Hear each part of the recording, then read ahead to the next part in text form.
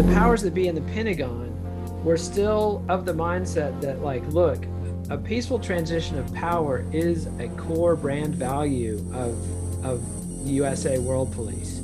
This money train stops fast if there's a gross, obvious coup in the United States. You know, if you want to steal an election the way Bush did it in 2000, that's one thing. When it's all legal and you've got Joe Lieberman, the other party's VP nominee, helping you do it, that's fine and dandy. But if you're going to do this crude, crass, let's rile up a bunch of yokels and send them storming into the Capitol building and hang Mike Pence, that is not going to play. And so, you know, you had a few, from what we can tell, there were a few people in the Pentagon that were backing Trump wherever he wanted to go. But that most of the powers that be in the Pentagon, especially the ones that Milley, that had been out there in Lafayette Square and felt very burned by Trump, were not having it. Nate Wilcox returns to the Plutopia podcast for a verbal cage match about politics. He takes a break from blogging about mixed martial arts to take a few swings and kicks at politics and politicians. Jon and Scoop get in a few sucker punches in the discussion, which originally aired on our YouTube live show.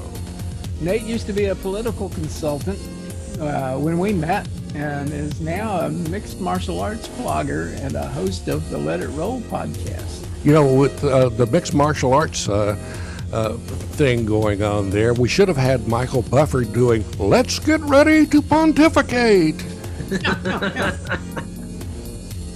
I'm having trouble seeing the difference, though, between, like, being a political consultant and writing about cage fighting. It seems like it's all about the same thing, right? Cage fighters are actually a lot touchier and more sensitive. Oh, really? And more likely to physically assault you, but they also have much shorter careers and are much poorer. So politicians I never had any mercy on, but I do tend to treat fighters like mayflies that are only going to, you know, why swat a mayfly? They're only going to be around the little fight. Promoters, on the other hand, are a very different animal, but no sleazier than anything I found in politics, or about as sleazy as, say, the Philadelphia mayor's race I worked on once. That was the sleaziest thing I ever personally worked on. Was politics always been as toxic as it is now, and we just were less aware of it because we didn't have so much, like, social media? I mean, I think it's always been a pretty ugly process. I think that the Supreme Court ruling in 74 that ruled that money was speech dramatically changed the game.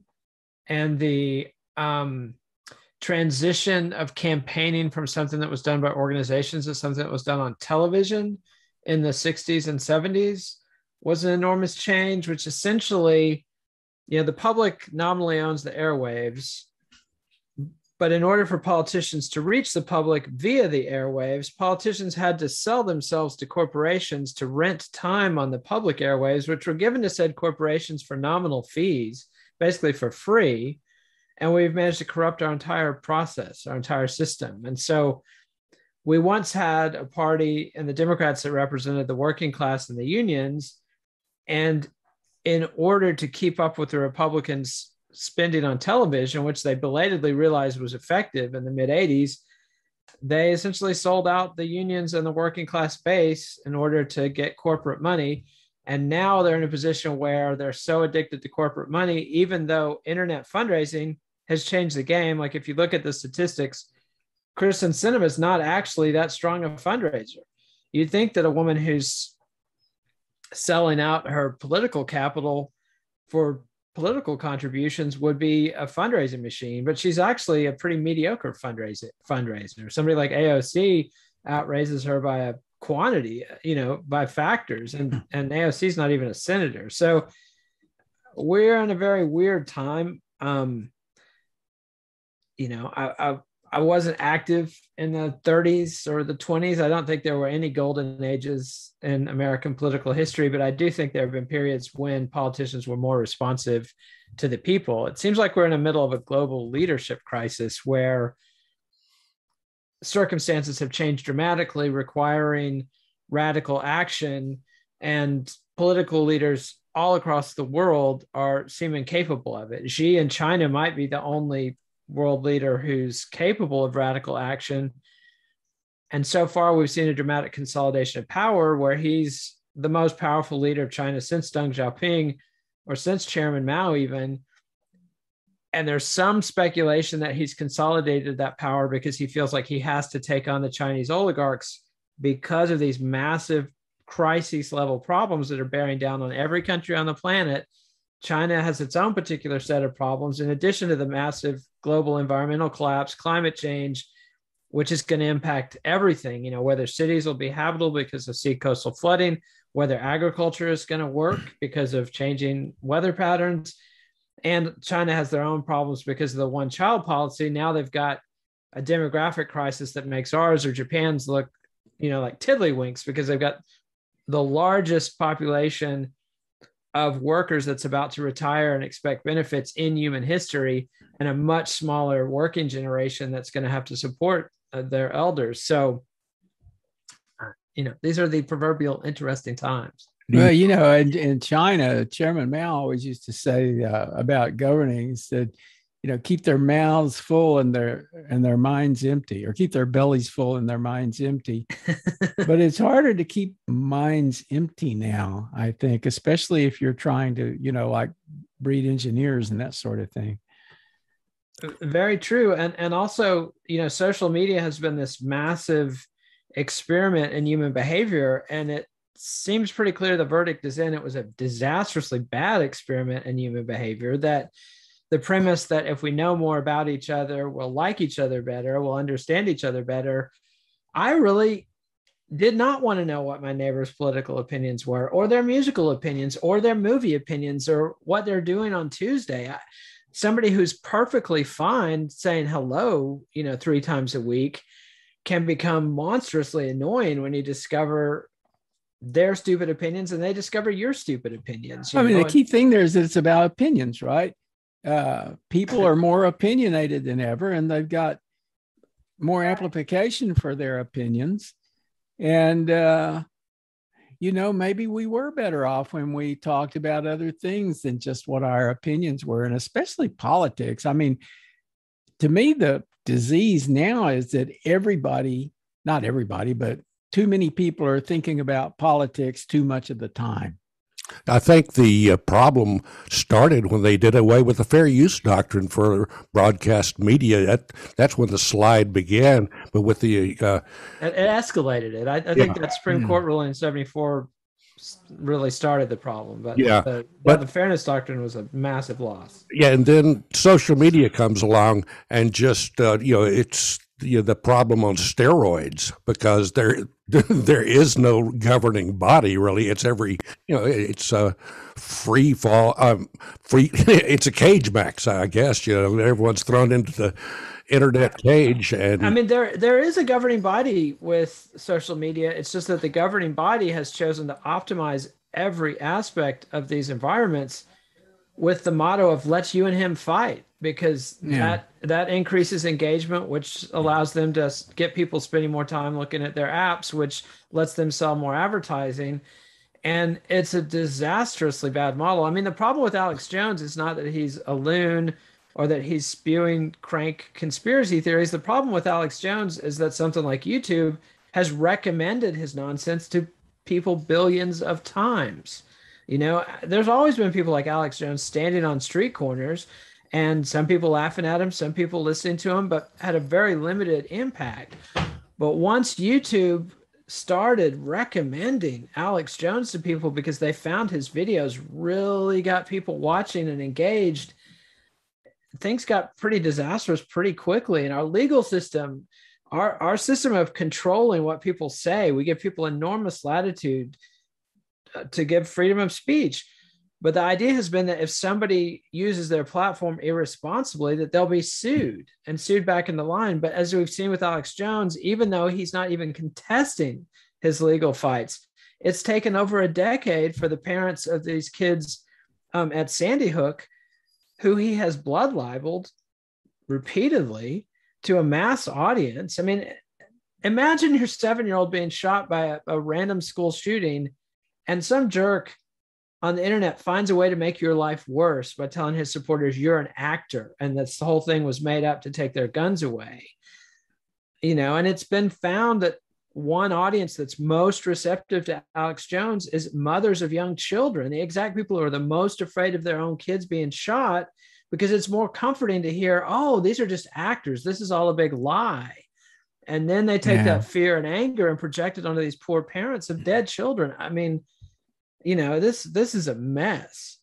And it's like, why would you do that? Apparently the argument was, when people argue there's a false flag, it's because it's in their interest to play down the fact that it happened. So this would be like people who are gun advocates really don't want to acknowledge when guns are used in these sort of like mass murders, And the more recent thing is January 6th, where we now hear that the people at the Capitol were tourists just kind of hanging out. Or Antifa. Fiendishly plotting, or Antifa, to and the FBI. Right, yeah. And when all you have to do is watch there's plenty of video documentation. It's very clear what was happening there.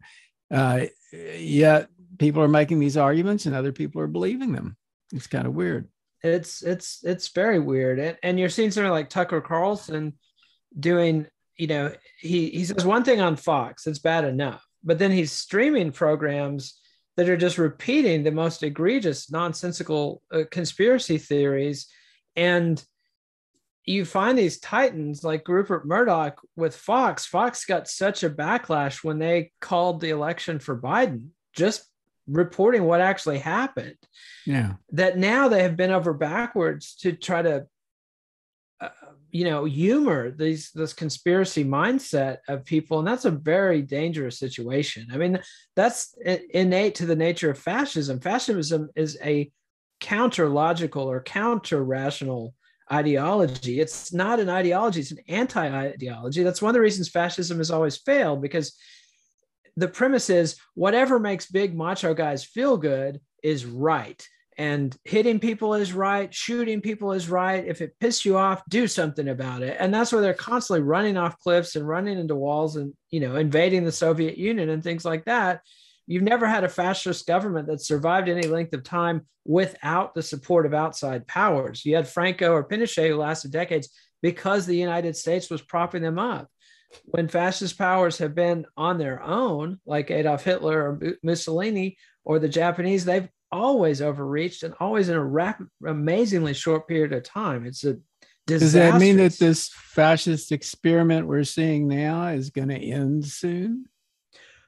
I do believe so, but it's going to end hard, especially if it takes over the American government. Trump was kind of a joke in that he didn't work very hard and he didn't have any serious ideology. He just kind of, watched TV quite a few hours a day, slept in, ranted, and he was not methodical. There were a couple of actors within his administration, Stephen Miller, who was quite active and dangerous, but there was no analog to Dick Cheney. Mike Pompeo would be as close as you got, but there was nobody. Steve Bannon, huh? Well, Bannon was, never really in government. And so he's also, but he had a plan. He had a whole strategy. He had a plan. I mean, he more had a plan that he talked about than I think he actually had a plan. If you look at the gin blossoms on the man's face, it's clear, what he spends a good bit of his time on. That's not an issue Dick Cheney ever had. We haven't had the combination of, the second Bush administration was, I still think, the most dangerous and disastrous administration we faced in the century. And that's because they were pretty competent, even if they were insane. Rumsfeld, Cheney, Colin Powell, all these guys were major players who knew how to operate the government, and the government was on board with them. And so is the liberal media and much of the Democratic Party. With Trump, he triggered immediate mass opposition from the Democratic Party, from mass elements of the media, and from the dreaded deep state, which is a real thing. I mean, that terminology was coded by liberals and people who had worked in government, because there is a massive bureaucratic apparatus that lasts longer than the president's, that does what they want to do. And it's very hard. Like when we saw Biden withdrawing from Afghanistan, it was very hard for him to steer the ship. The Pentagon seemed to refused to accept that Biden was serious about withdrawing the troops. And there's reason to believe that that withdrawal was sabotaged from inside by people in the military-industrial complex who did not want us to leave Afghanistan because it's been this enormous money fountain. Yep. And that's the other thing. The Pentagon and the military-industrial complex is a for-profit business. Making war and winning wars is extremely low on their list of goals. Making money is number one, and they've been very successful at that. Well, wars tend to be like money mills, right? Yes, they absolutely do. I find it interesting how easy it was for Trump and his campaign to get the conservative Christians involved, people who were really offended by a lot of the things he had in his history, his misbehaviors, and how easy it was for them to say, oh, well, it's no big deal. He's our guy. Yeah, but if you've been watching the evangelical movement, and keep in mind the dominant theology of the evangelical movement in the past 40 years has been prosperity gospel, which I would say it's closer to Ayn Rand or Anton LaVey's Book of Satan than it is the Christian Bible. It is one of the most perfect antichrist philosophies you can get. It's all about worshiping wealth. It's all about material wealth. It's all about fronting and hypocrisy. I mean, you can just go through verse by verse, and Jesus said not to do all of this stuff. This was the first things he said, I mean, like Joel Osteen locking his megachurch up when Houston flooded. That's not what a Christian teacher should be doing. They're supposed to be helping people, not protecting their wealth. And so I wasn't surprised at all by that. And if you look at the history of Jimmy Swaggart or Oral Roberts or Jim and Tammy Baker, they've got a long history of accepting egregious behavior from their leaders. And you can sort of understand it in two ways. One, hypocrisy is the tribute vice pays to virtue. Like, at least these guys say the traditional values are important. That's what matters to these people, not what they do. It's what they say. And the second thing is that they understand that these are their people. And so, like, when Rush Limbaugh was caught illegally buying, I mean, the dude deafened himself with substance abuse, taking so many downers, he literally deafened himself and ratted out his own cleaning lady because she was illegally helping him acquire more pills than he could get with prescriptions. People didn't even bat an eye. That's our Rush. They circled the wagons around this guy. Or like when David Vitter, the senator from Louisiana, was caught in the books of a New Orleans madam, and it noted that he liked to dress up in diapers. This is documented fact. Nobody cared. Nobody gave a shit. The guy got reelected. No problem. Sorry for cursing. I don't know if that's allowed here, but yes. Good. This is a censorship-free zone. The Republicans being absolute gross hypocrites shouldn't be a surprise to anybody, and their values are extremely fungible. Well, or politicians in general being hypocrites, for that matter. Of course, but this is about the voters, not the politicians. And you got to remember the reason Trump got elected. Remember that 2016 Republican primary. I mean, you had all these clowns 8 years after the Bush administration failed. Do you remember how hard it was to find somebody who would admit that they were a Bush supporter in 2007 or 2008? Yeah. The very Texans who launched this jackass on the world were the first ones to deny they had anything to do with him. And yet the party continued to limp along, mouthing the same platitudes that Bush had mouthed. Romney didn't break with Bush in any substantive way. McCain didn't break with Bush in any substantive way. In 2016, you had Bush's brother running and saying nonsense like, my brother kept us safe. So when Trump was willing to come out there and say, I'm sorry, but your brother did not keep us safe. Have you heard of a little thing called 9/11? And the crowd, which was full of Bush supporters in South Carolina, that he had packed the crowd with his, insiders, all booed. All the pundits said, oh, Bush has gone too far Trump has gone too far because there's nothing Republicans love more than the Bush family. No, they don't. By that point, everybody in the Republican Party, everybody in America knew that Bush was a manifest disaster, that all his policies were disastrous, and Trump seemed to be the person rejecting those policies and that dead weight of old failed policies that people like Ted Cruz could only robotically repeat, classic conservatism, low taxes, less regulation, and nonsense. And so it was easy to root for Trump in that context. And then the Democrats essentially fixed their primary so that, Obama boxed Biden out from running. He discouraged Cory Booker from running. He didn't want Deval Patrick running. He cleared the lane for Hillary Clinton, except for that little pesky Bernie Sanders, who should never have gotten 40% in the American primary. That was simply because people were desperate for an alternative. I like Bernie Sanders fine, but clearly he's got many things that make him a very unlikely general election candidate. And yet, because Hillary Clinton is one of the most unpopular politicians in U.S. history, who's been deeply associated with every failed policy of the Clinton and Bush administrations. She supported the Iraq invasion. She supported, tearing down Glass-Steagall. She was all for the Bush economy, and, was all for Obama. It was in Obama's administration, which I think at this point we have to say was a failed administration. By their fruits ye shall know them.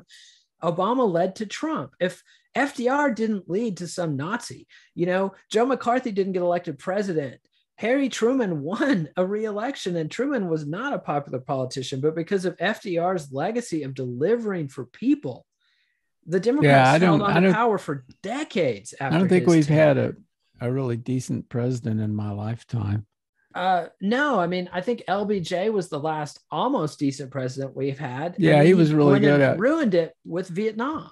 Kennedy might have been, who knows? He didn't really have enough time. The more I learn about Kennedy, the less impressed I am with him. And he's coming back, I heard his son was supposed to make an appearance. Well, both of them, he and his son were going to show up, and Kennedy was going to become president again, and then he was going to hand it over to Trump, and something about how his son was going to be, I don't know. Jack Ruby was going to be his vice president.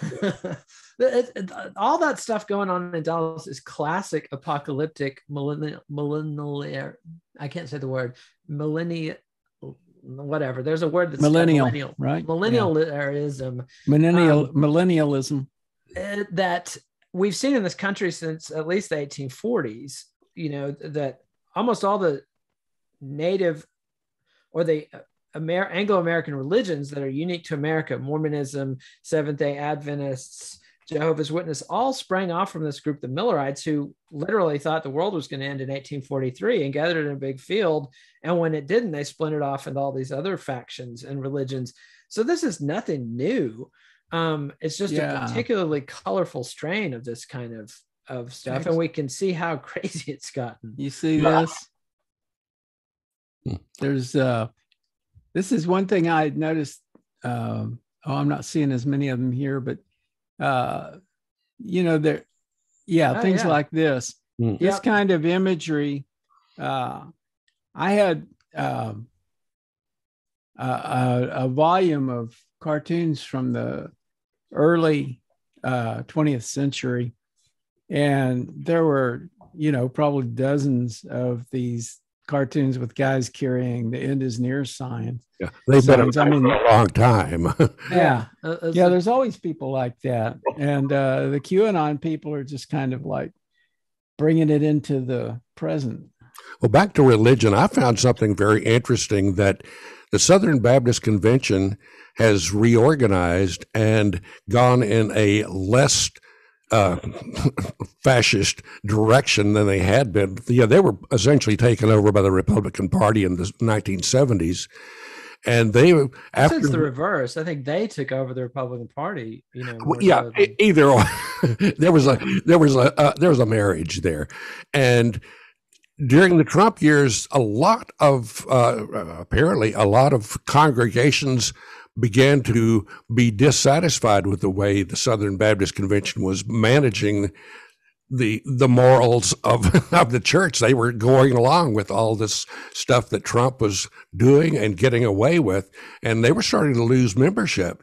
And they've actually had a lot of shakeups there in their governance. And I just think that's interesting, because they were preaching about how if Kennedy was elected president in 1960, there was going to be open warfare because the Catholics were storing guns and ammunition in the basements of all their churches and cathedrals. Yet that was a common story that was put out to the public, and it was ridiculous, of course, but a lot of people bought into it. It's easy to sell the big lie. And it's also interesting that how that particular schism is, the Baptists and the Catholics are now close allies. The most conservative elements of the Catholic Church, that's who dominates our Supreme Court. And that old split between Protestants and Catholics has totally been papered over. It makes me think of the time a few years ago in Long Island when the Ku Klux Klan papered Black neighborhoods looking for recruits, looking to recruit Black people against Latino immigrants. So these things are all very fungible. We can find the people that were our most bitter enemies reaching out to us in a new alliance. Well, they had that happening. That was happening on 6th Street just a couple of weeks ago, where the people that were doing all the anti-Semitic postering in Austin showed up on 6th Street, and they were talking to Hispanics and Asians about those evil Jews, and it's like, oh, come on, people. I know it's really amazing. But when you look at how Trump's performance with every category of minority voter improved from 2016 to 2020, there are many schisms, and they're not primarily ethnic, I don't think. I think that one schism the Democrats are reluctant to admit exists is this split between the college educated and everybody else. And nobody likes college educated people like us, and they never have. And we've always been sort of this cowbird that moves into political parties and makes them unpopular. But because we make them feel stupid. Well, and because we think we're so smart and know all the answers, and we're frequently as wrong as everybody else. And also because we tend to be the people, working class people don't hate the wealthy, they hate their managers. They don't hate the owners of the company. They hate that college educated smartass that was their teacher. That was the librarian. That was their manager at work. We are the face of authority, and authority has discredited itself so many times over and over. Really since World War I. And it's just taken longer for America to catch up with the whole failure of the scientific Enlightenment rational model. People who lived through World War I in Europe generally walked away from a belief in progress. Americans were sheltered from that, and it lasted another century over here. And it's only been through the Iraq War and the disaster in Afghanistan and our inability to deal with COVID, et cetera, and also the manifest endless corruption in our political system. It's so obvious that at this point, when Joe Biden is elected as a moderate representing the centrists of the party, this is the senator from Delaware. They used to call Senator MBNA when that was a massive credit card company. This is a guy who he was Joe Manchin before Joe Manchin was Joe Manchin. And when you look at his agenda, it's not the progressives that are the wrench in the works. It's the Joe Manchins and the Kristen Sinemas. And it's impossible for somebody to argue that Kristen Sinema has a coherent political philosophy. She's clearly doing the bidding of donors who do not want these things to pass. Yeah, donors, not constituents, right? Yes, and she's opposing, her signature campaign issue in 2018 was repealing the Trump tax cuts, which she had voted against. Now she's opposed to that. She won't even tell people what it is she wants. And there was an interesting thing about did you see the quote from Abigail Spanberger? Of course. Yeah, of course. The representative of Virginia. Fault. She says, nobody elected him to be FDR. They elected him to be normal and stop the chaos. So apparently a lot of people feel that all this stuff that Biden is trying to do, the agenda that he has that they've been talking about, is like overstepping. It's more than anybody wanted him to do. And for whatever reasons, the powers that be, it is overstepping. And remember, Biden launched his campaign telling a room full of donors, nothing is going to significantly change on my watch. That was his value proposition. And when you look at the Democratic Party, look at the way they mobilized and the way that CNN and MSNBC mobilized with them to crush Bernie Sanders after Nevada. I mean, the idea that Biden, nobody's ever lost Iowa and New Hampshire and Nevada like that and then roared into the lead the way Biden did. I mean, historically. But why is Biden trying to do all this stuff now? Because he knows he has to. He learned a few things from the Obama experience, one of which was you've got to at least pretend to deliver for people. And, he saw what happened when Obama failed to do that. I mean, remember, Obama won the white working class handily in 2008. He won Indiana, one of the most absolutely racist states in this country. I mean, if you think Alabama is racist, you have not spent time in Indiana. That is a racist place. And Obama won that because people thought he was going to do something. I mean, he had every opportunity in the world, but he saw his constituency as being the banksters, not the people, not Main Street. And, everything he did was, Rahm Emanuel was the chief of staff, for God's sake. And, we've seen with his disgraceful failed administration in Chicago as the mayor, exactly what Rahm Emanuel is all about. That's what Obama is all about too. He was just able to, sort of wash it with this identity and this hope and change thing that people filled in the blanks. And Biden, I think, has learned that you have to deliver something. Unfortunately, he's just doesn't have any experience delivering for people. His experience is all doing the bidding of big corporate donors and then being sort of a racist reactionary Democrat. That's his whole history. And like the thing he said the other day when he reacted angrily to the idea that families who had been separated from their children at the border were going to get a $500,000 settlement from the government. I mean, if somebody who's had their child stolen through government malfeasance isn't eligible for a settlement, who is? But Biden reacted to that viscerally and angrily. And you've seen the way they've handled things at the border. Putting kids in cages is what they're all about, just like it was what Trump was all about. Obama still deported more people than Trump did. And I agree, obviously, unbridled immigration is a problem, but we had unbridled immigration for decades. And as long as it was unbridled immigration coming in to erode to steal union jobs essentially and to do cheap construction projects, we were all for it. Yeah. But once it becomes children and women who are literally fleeing the results of climate change that we caused, Honduras, Guatemala, all those are very fragile environments and they're failing. And those people are desperate to get out. Plus the political situation. Obama backed a right-wing coup in 2009 in I can't remember if it was Honduras or Guatemala, but, thanks to Julian Assange, we know for a fact Hillary Clinton signed off on this right-wing coup, knowing what it was. Plus we take these gangsters, the MS-13 and other gangs that were born and they weren't born here, but they were bred and made in U.S. prisons. And we take them and deport them to a country much smaller and much less prepared to deal with them. And they essentially, between the right-wing fascists in charge that we put there and the gangsters that we sent there, these people are caught between a hammer and an anvil, and their crops are failing because of the climate disaster we caused, and now we're upset that they're looking for a haven. I mean, just wait until these islands start going underwater. Do you know how many Bangladeshis there are? Do you know how low their sea level? They're barely above sea level. There's not going to be any stopping. There's 1 billion people in Bangladesh. They are going to be coming and they're going to be pissed and they're not going to be stopped. How are you going to fix all this?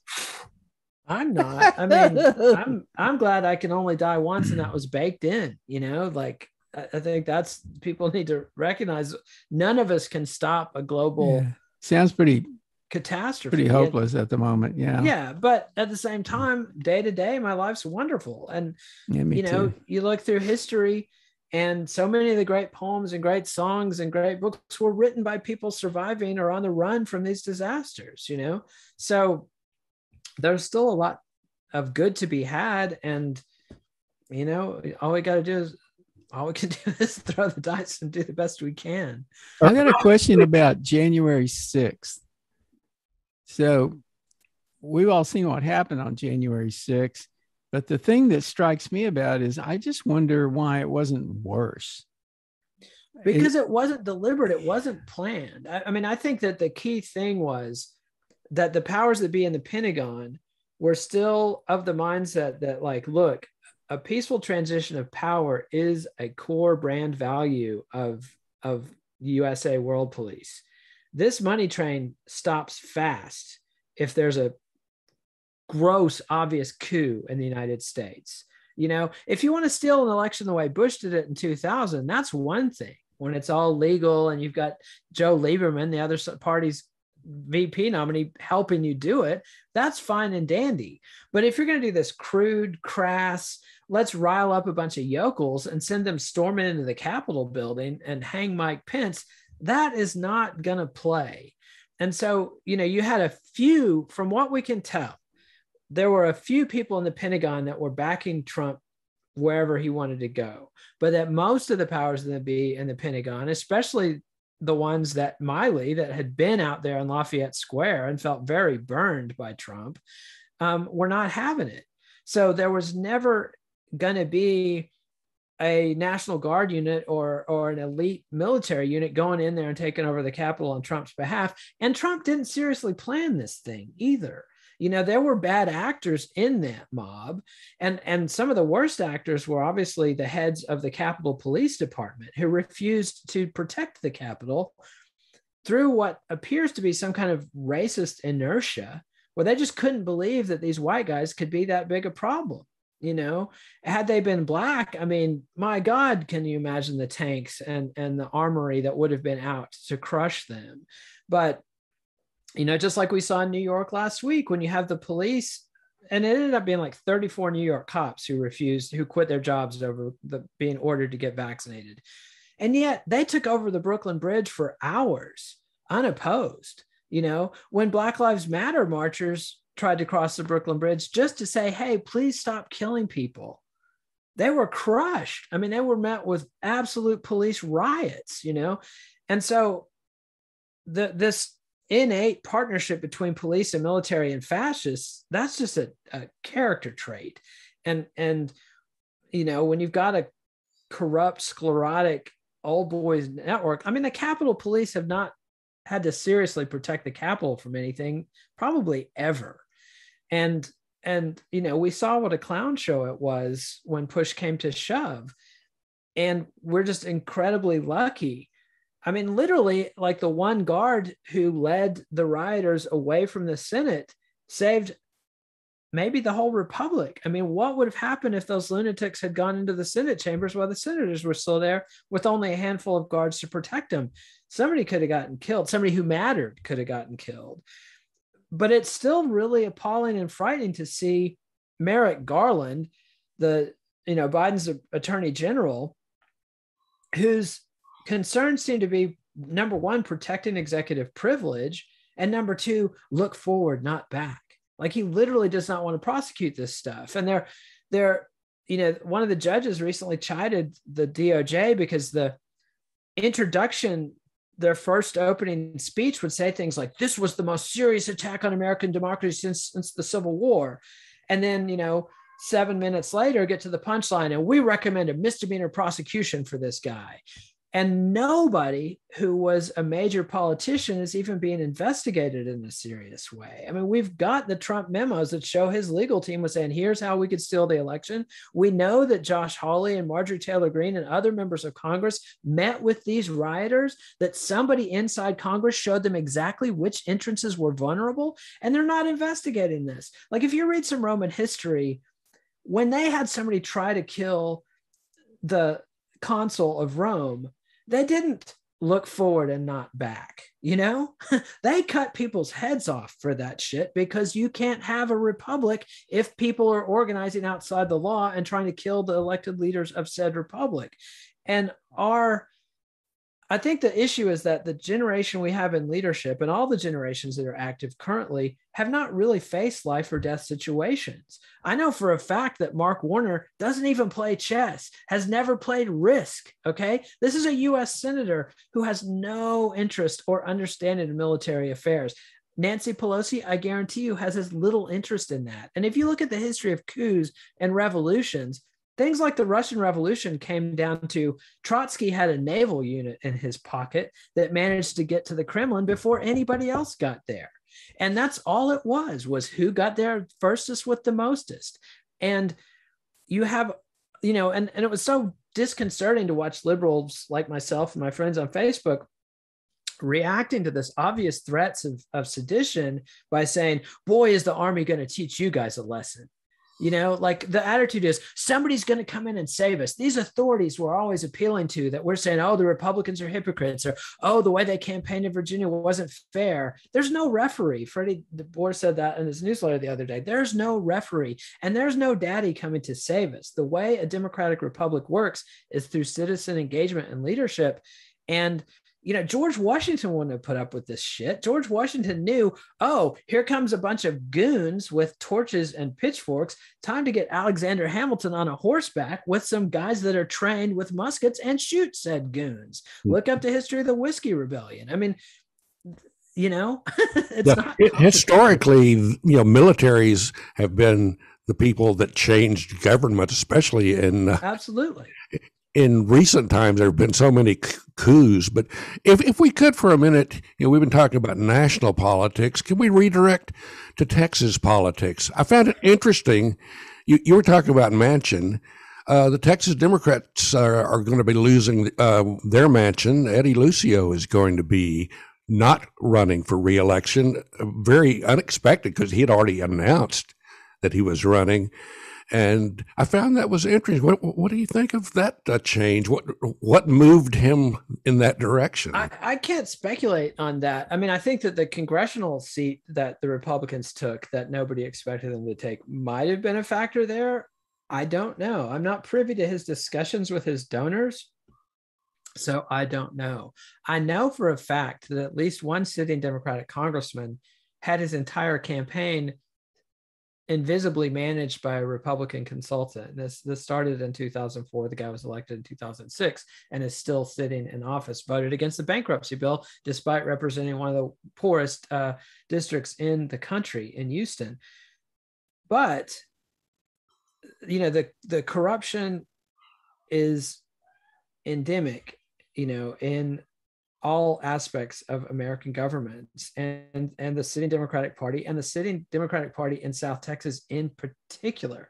That has been a historical cesspool, going back to LBJ stealing elections there in the 40s or the 60s, like 50s, 48, I think was the one with the ballot box and the valley that was stuffed. And somebody like Lucio is following a different calculus than what's apparent. I remember when Joe Lieberman lost the Democratic primary to Ned Lamont in 2006, and I was working for Mark Warner at the time, and Warner World went all hands on deck immediately to help Joe Lieberman, not to help Ned Lamont, the Democratic nominee. And I realized at that point that the powers that be within the Democratic Party, it's not about winning elections. It's not, what you see is what you get, just like what you saw when the Democrats nominated a socialist for the mayor of Buffalo. Now, not the whole party didn't attack her. Schumer and Gillibrand supported her, but massive elements of the party attacked her. And she lost to the old corrupt mayor running a write-in campaign. And she made some mistakes of her own, was a terrible candidate in her own right. But what I realized was the goal is not to get reelected. We're not talking about a generation of Sam Rayburn's here. Sam Rayburn was one of the most powerful, most historically significant speaker in the House, only speaker of the House to ever get a standing ovation when he finally broke the power of the old racist dinosaurs and got the civil rights bills passed. He went home to a very modest home because he didn't take bribes. And his goal was to serve the people. And his goals were political power, and getting reelected really mattered for him. But what I realized with Lieberman at that point was it wasn't about winning or losing elections. It was staying in good with the lobby, because then you get a big job. Your kids get big jobs. Look at Howard Dean. He opposed the Iraq War basically out of a common sense position. But it turns out he was just as neoliberal and conservative as the rest of them. And if you look at his shameful career as a lobbyist, supporting insane right-wing Iranian militias and things, and campaigning, working for Big Pharma, that the end goal is to be in good with the lobby, not to be in good with the electorate. So I assume Lucio had some calculus like that, and that there's probably a power broker who told him, Eddie, it's time to step down. You're not useful to us right now. I could be totally wrong. It could be health issues. I mean, there's lots of reasons. Campaigning sucks, and there's lots of reasons why people step down. He could have a family obligation, whatever. I mean, he might have just woken up one day and said, I'm tired of this. But my experience with Lucio has been calling him the Joe Manchin of Texas Democrats is being extremely generous. So, well, what about Abbott? Now, you're talking about people. I mean, looking at what he's been doing lately, he either wants to run for president or be the Trump's vice president. That's all. He clearly does, and you know, Abbott's one of these people that you keep going, gosh, he's smarter than this. What is he doing? Like, he recently doubled down on, I can't remember the name of the rep that's trying to push, you know, every school library in Texas to tell them what's in their library. And here's your list of forbidden books that you're going to be in trouble if you have. And Abbott backed that to the hilt and yet refused to name a single book when asked. You know, his posturing is extremely shallow. It's all dog whistles, basically. Yeah. And he's trying to adapt to a changing Republican electorate. And he's being challenged from the right in his primaries. I don't know if you guys seen any of the billboards and others from these lunatics that are opposing Abbott from the right. And he's much more worried about than he is about Beto or Matthew McConaughey, because nobody in 25 years has won as a Democrat. The Republican primary is where all the action has been for this entire century. So he's worried about the Republican base, and the Republican base, as we saw in Daily Plaza the other day, has gone completely nuts. And I mean, I think part of that is, I don't want to say rational, but an understandable response to our circumstances. We had this massive pandemic. It killed more people in the United States than anywhere else in the world. Going into this, you know, the Economist magazine said our healthcare system was the #1 most prepared for a pandemic. Obviously, that wasn't the case. I would much rather be in China as far as their COVID policies than here. 700,000 people at least died, probably 1 million if you look at the excess deaths. When you've got this cognitive dissonance of everybody you know, everybody you trust is saying, are you getting that crazy, terrible vaccine? Don't risk your kids' lives with that awful vaccine. Then you've got dad going to the hospital and dying of the disease that you didn't want to get vaccinated against. You know, that kind of breaks your brain. And when it's obvious that the weather is screwed up, that snowpocalypse we had last year, that was freaky shit that would not have happened basically for the entire Holocene epoch. You know, that wasn't a 1 in 500 years weather freak. That was a 1 in 10,000 years. And especially people who are farmers and ranchers and see this stuff daily and see how spring is coming earlier every year. The rain isn't falling when it used to. It's not just like a 10-year drought like we had in the 50s. See, the problem is it might not have been a 1 in 10,000 years. Well, it's yeah. I mean, this is the thing is we're like, I think this could happen again this year. I mean, what we've discovered is that once you get the global climate out of balance, all bets are off. And I was reading a thing the other day that saying during the Pleistocene, you could not have had agriculture like we have now because the weather was too violent and unpredictable. We evolved our civilizations in this 10,000 year period of remarkably stable weather. We essentially grew up in the Garden of Eden and ruined it. And now, you know, the consequences are just beginning to come home. So I think when people flip out like this, it's because no leader is willing to say America is a failed power. We are facing a massive, not just one climate crisis, but multiple environmental crises that are all coming down on us at once. So when you have somebody like the Congresswoman who said, nobody elected him to be FDR, we just wanted to get things back to normal. Talk about privilege. You know, anybody saying that is living in a sumptuous home, has a very stout retirement account. They are not watching their grandkids, you know, looking at this planet that is falling out from under us. She probably hasn't had anybody die from the opioid epidemic, which is a bigger killer than from COVID. Yeah, or from COVID, you know. And it was interesting, as soon as when COVID seemed to be striking globe-trotting world conquerors, like when they had that big corporate conference in Boston that was a super spreader event, boy, were they scared, you know, and boy, were they reacting. But when they realized, oh, this is mostly just killing people who work in slaughterhouses and you know, who are janitors at hospitals and prisons, who cares? Let's get this economy going again, you know. And we've seen this society throw wave after wave of people overboard since the oil crisis in 1973, frankly.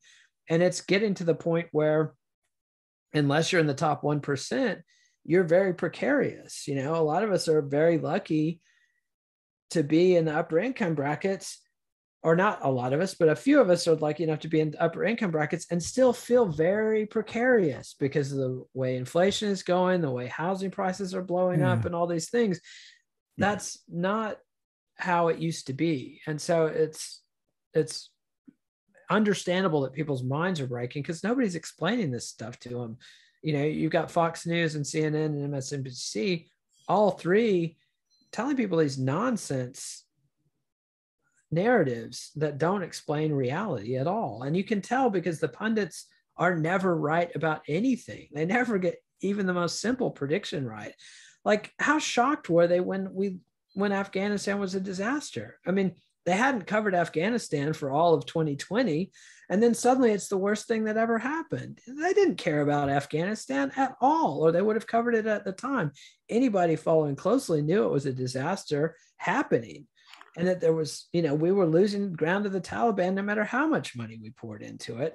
And then there, you know, when you see the pundits that are literally so angry, they're almost in tears going after Biden's Secretary of State, Blinken, you're like, what are these people so upset about? And it's because they're so invested in that military industrial complex. They are literally fleas on the dog's ass of the military industrial complex. And the idea that the dog is not invincible is really scary to them. And they're not smart. I mean, you know, if you're a talking head on TV, your skill set is basically being calm on camera and having a nice haircut. These are not thoughtful people, you know, that are reading the briefings and understanding what's going on.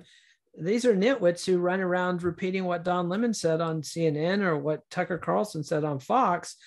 And then when reality hits them in the face like that, they shit their pants. I see a bit of irony in the fact that a lot of the Republican politicians that have been spewing all of this misinformation about COVID, about climate change, and they're directing it to their followers, and the followers are the ones that are going to either die or suffer because they believed this guy or this woman, whoever it was that was lying to them. And are they even having that conversation in the Republican Party that your lies are killing your base? They don't seem to be. And that has been a real head scratcher as well. But I think their bet, they saw how Trump won over elements of the working class, including Latin elements of the working class, African-American elements of the working class. They recognize that even if they kill their older white base, there's still a working class that's primed for reactionary nonsense because the professional managerial class is so full of shit and so clueless. You know, you get Democrats who simultaneously say critical race theory isn't a thing. It's not really in the schools. Plus, it's not so bad. You know, it's actually a good thing. No. It's one or the other. And it's not a good thing. It's racial essentialism.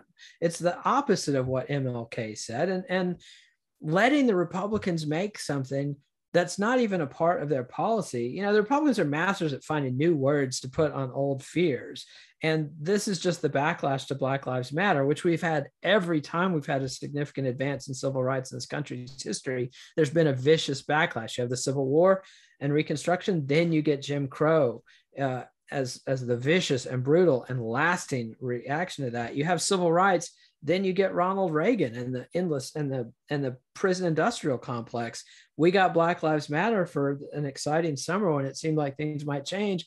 And now we're getting critical race theory ground into our faces. Well, I think I think you may have mischaracterized that a little bit, because I haven't really heard people say, well, it's really okay. I mean, kind of what I've been hearing and what I understand is that critical race theory is an academic thing that is just part of that, the academic hoopla that they churn in like graduate schools and stuff like that. And it's never going to make its way into K-12. And it's really not very true, but necessarily have that much influence.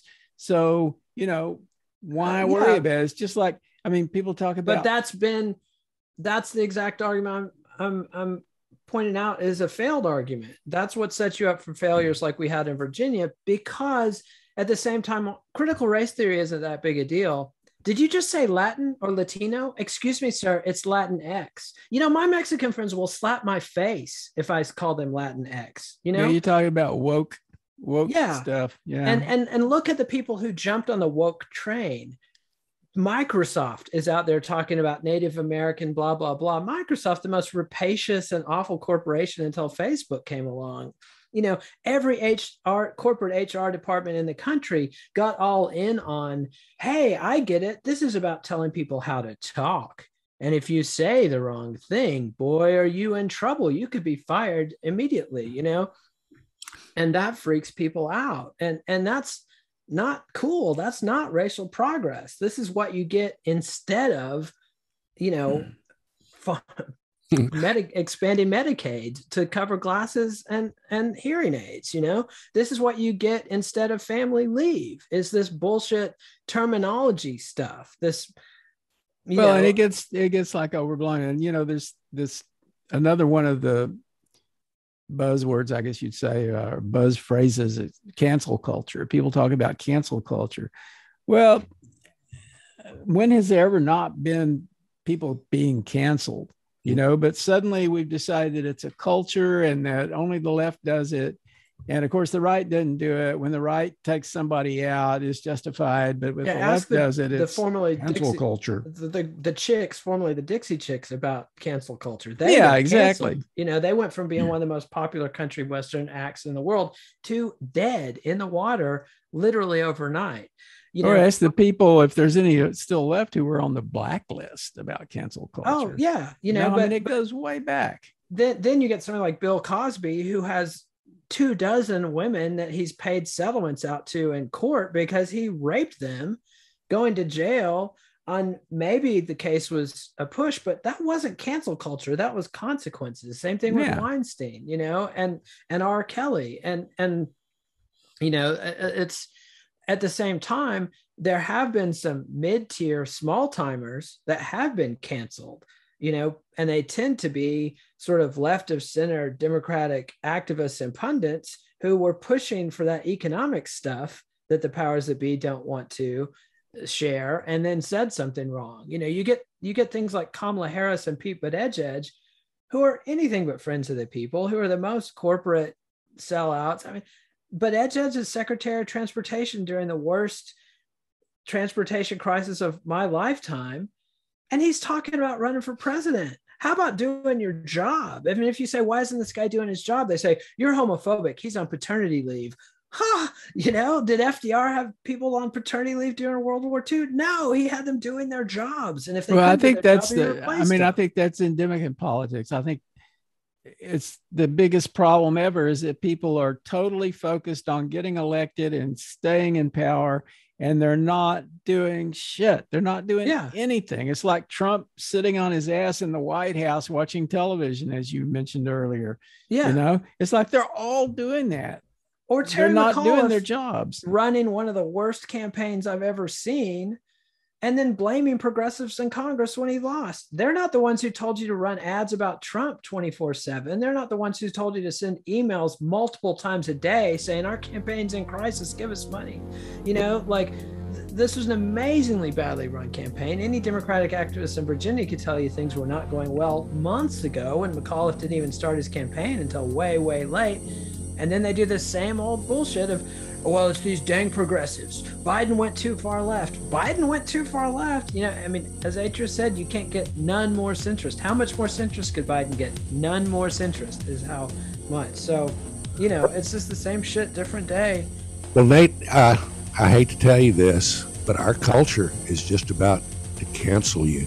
We're about out of time. We're going to need to have you back real soon to continue, because we only dipped our toes in the water. There's a lot more water to explore.